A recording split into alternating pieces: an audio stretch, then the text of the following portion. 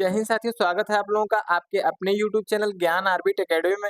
दोस्तों आज तारीख हो गई है 3 तारीख और आज से जुड़ी सभी हम लोग करंट अफेयर को देखने वाले हैं।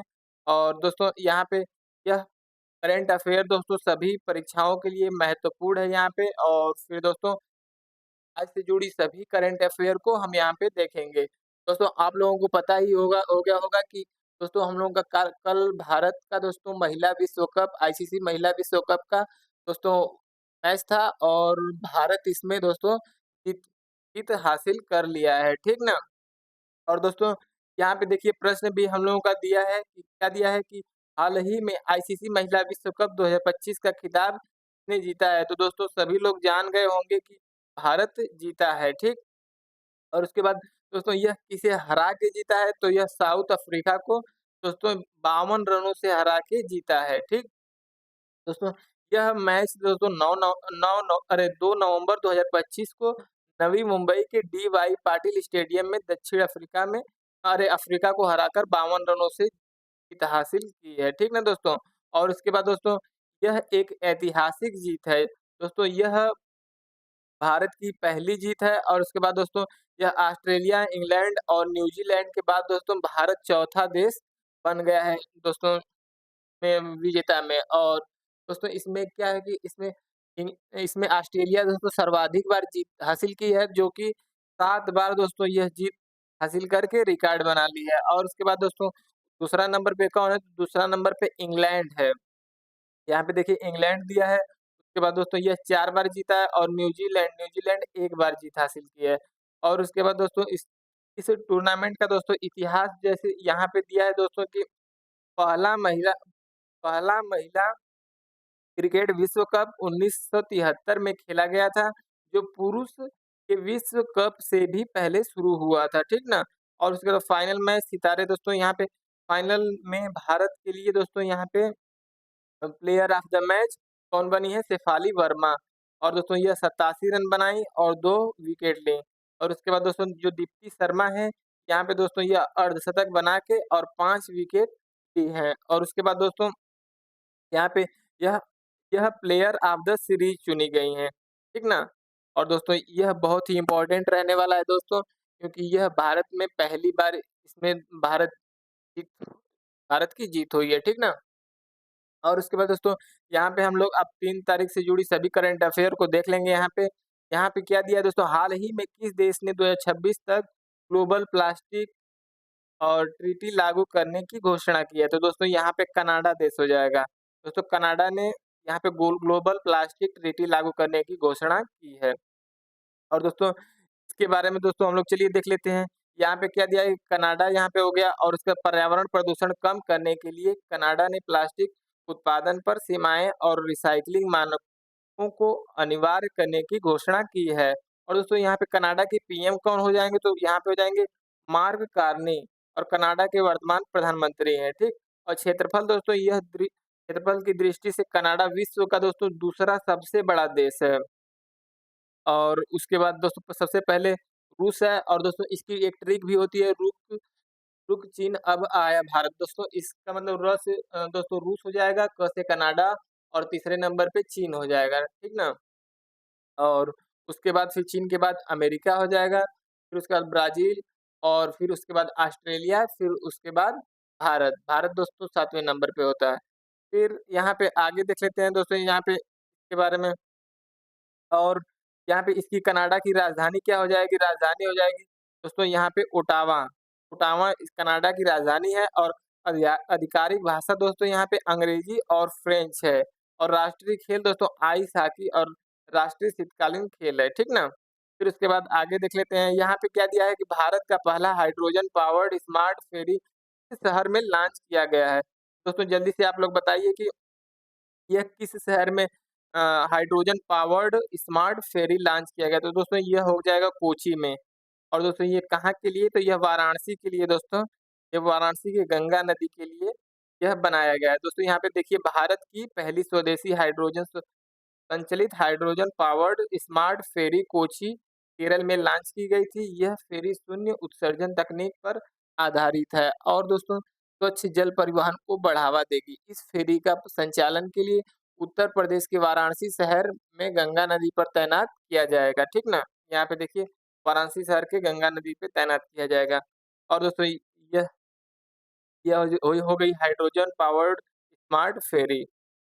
अब इसके बाद अगला देख लेते हैं दोस्तों, अगला प्रश्न क्या दिया है यहाँ पे 2 नवंबर को international day to end impunity for crimes against journalist मनाया जाता है। यह दिवस संस्था द्वारा घोषित किया है। दोस्तों सबसे पहले ये बात कर लें कि international day to end impunity for crimes against journalist ये किसके लिए दोस्तों मनाया जाता है? तो ये दोस्तों पत्रकार जो होते हैं उनके उनके दोस्तों उनके ऊपर जो क्राइम होती थी उसके लिए यह दोस्तों यह दिवस घोषित किया गया और ये इसे हम लोग मनाते हैं, ठीक ना?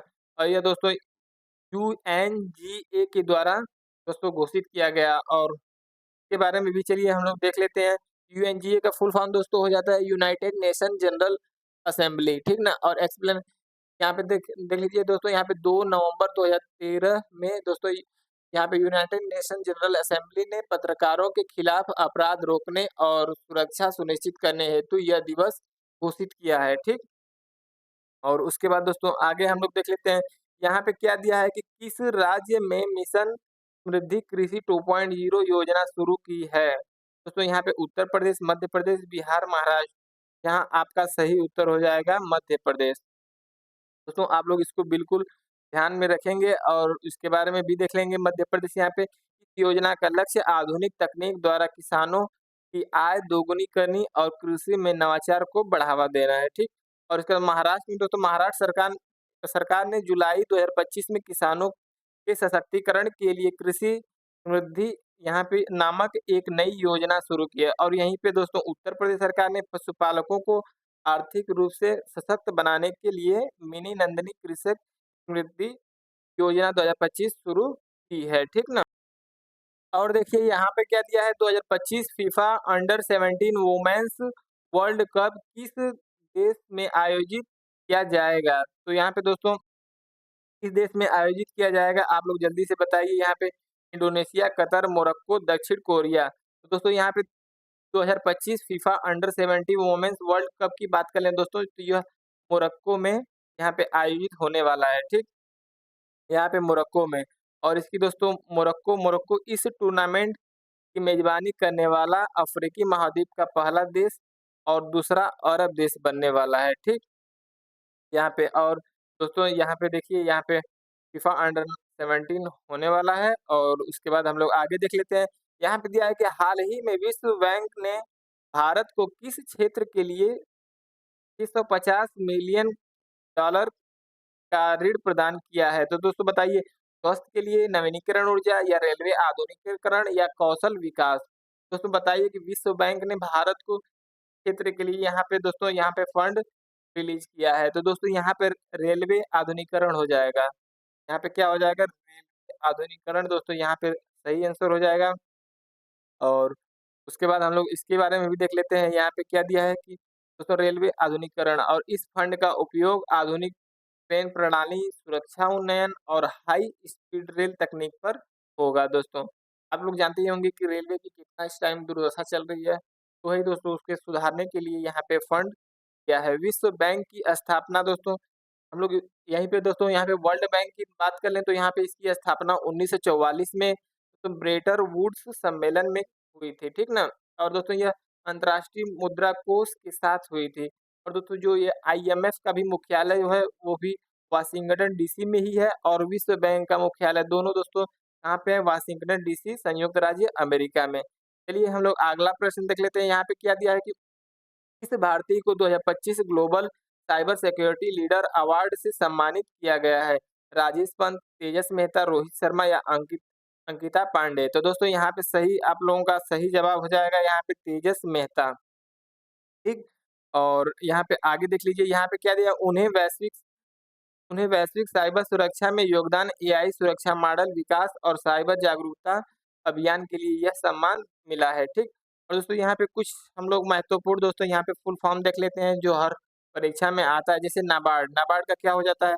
यहाँ पे national bank for agriculture and rural development और उसके बाद दोस्तों यहाँ पे सेबी, सेबी का हो जाएगा कि securities and exchange board of India. और डीआरडीओ का दोस्तों, डीआरडीओ को दोस्तों हम कल बताए भी थे, यहाँ पे हो जाएगा defence research and development organisation. और दोस्तों यहाँ पे सीएनजी, सीएनजी का तो सभी लोग जानते होंगे, कंप्रेस्ड नेचुरल गैस। और दोस्तों आईएमईआई, आईएमईआई का फुल फॉर्म क्या होगा, तो यहाँ पे हो जाएगा इंटरनेशनल मोबाइल इक्विपमेंट आइडेंटिटी, ठीक। ये दोस्तों इसकी आइडेंटिटी नंबर होता है, आईएमईआई नंबर, ठीक। और दोस्तों आप लोग कमेंट में बताइएगा कि एलपीजी का फुल फॉर्म क्या होता है, ठीक। और यहीं पे हम लोग आगे देख लेते हैं, यहाँ पे नेक्स्ट प्रश्न, यहाँ पे क्या दिया है कि किस देश ने 2030 तक नेट ज़ीरो मिलिट्री एमिशंस का लक्ष्य निर्धारित किया है? Britain, France, Germany, Australia. जल्दी से बताइए दोस्तों आप लोग, यहाँ पे सही आंसर क्या हो जाएगा? यहाँ पे आप लोगों का दोस्तों ब्रिटेन हो जाएगा। यहाँ पे आपका सही जवाब क्या हो जाएगा? यहाँ पे आपका सही जवाब हो जाएगा ब्रिटेन। यहाँ पे आप लोग ब्रिटेन कर लेंगे। और उसके बाद फिर हम लोग इसके बारे में आगे देख लेते हैं। यहाँ पे दिया है कि दोस्तों यह सैन्य क्षेत्र में ग्रीन टेक्नोलॉजी अपनाने वाला पहला देश है, ठीक ना? और ब्रिटेन की सेना दोस्तों यहाँ पे भविष्य में लड़ाकू विमानों की अधिक विद्युत चालित और ऊर्जा कुशल बनाने के लिए या दोस्तों यहाँ पे ये टेम्पेस्ट कार्यक्रम विकसित कर रही है, ठीक ना? और वहीं भारत को देख लिया जाए दोस्तों, तो यह दोस्तों यहाँ पे 2070 तक यह दोस्तों लक्ष्य किया है। और इसके बाद दोस्तों यह पुणे स्थित सैन्य इंजीनियरिंग कॉलेज कार्बन नकारात्मक सैन्य छावनी का एक उदाहरण है दोस्तों। और जो अपनी ऊर्जा ज़रूरतों को पूरा करने के लिए दोस्तों यह सौर ऊर्जा का उपयोग करता है दोस्तों यहाँ पे। और यहाँ पे जो नाटो है दोस्तों, नाटो अपने परिचालन उत्सर्जन के लिए यहाँ पे 2050 तक दोस्तों ये लक्ष्य तलाश रहा है, ठीक ना? जो सदस्य देशों के लिए यह एक खाका तैयार कर रहा है, ठीक? और दोस्तों यहाँ पे भारत 2070 तक। और उसके बाद यहाँ पे ब्रिटेन दोस्तों यहाँ पे ब्रिटेन क्या था? ब्रिटेन यहाँ पे था 2030 तक, ठीक ना? अब दोस्तों यहाँ पे हम लोग अगला प्रश्न देख लेते हैं। यहाँ पे क्या दिया है कि एशिया में पहली बार एआई इथिक्स ग्लोबल समिट 2026 किस शहर में आयोजित होगा? जल्दी से बताइए दोस्तों, यहाँ पे बीजिंग, सिंगापुर, नई दिल्ली या टोक्यो? तो दोस्तों यहाँ पे क्या होने वाला है? यहाँ पे सिंगापुर होने वाला है। यहाँ पे आप लोगों का सही जवाब हो जाएगा सिंगापुर। और इसके बारे में भी दोस्तों यहाँ पे देख लेंगे हम लोग। यह समिट आर्टिफिशियल इंटेलिजेंस के नैतिक उपयोग और वैश्विक नीति ढांचे पर केंद्रित होगी, ठीक ना? और इसकी राजधानी क्या हो जाएगी दोस्तों? इसकी सिंगापुर की राजधानी सिंगापुर नगर, ठीक ना? और मुद्रा हो जाएगा सिंगापुर डॉलर, एसजीडी जिसे कहते हैं। और दोस्तों यह बिल्कुल आसान है, आप लोग सिंगापुर से रिलेटेड याद किए रहेंगे और यह सही हो जाएगा, ठीक ना? और सिंगापुर के प्रधानमंत्री दोस्तों यहाँ पे सिंगापुर के जो प्रधानमंत्री हैं लॉरेंस वोंग है, यही दोस्तों यहाँ पे प्रधानमंत्री हैं सिंगापुर के। और दोस्तों यह फ्लैग है इसका, ठीक। चलिए आगे अगला प्रश्न यहाँ पे देखते हैं। इसरो ने 2025 में लॉन्च होने वाले वीनस मिशन के लिए किस देश के साथ वैज्ञानिक सहयोग समझौता किया है? यूएसए के साथ, जापान के साथ या रूस के साथ या फ्रांस के साथ?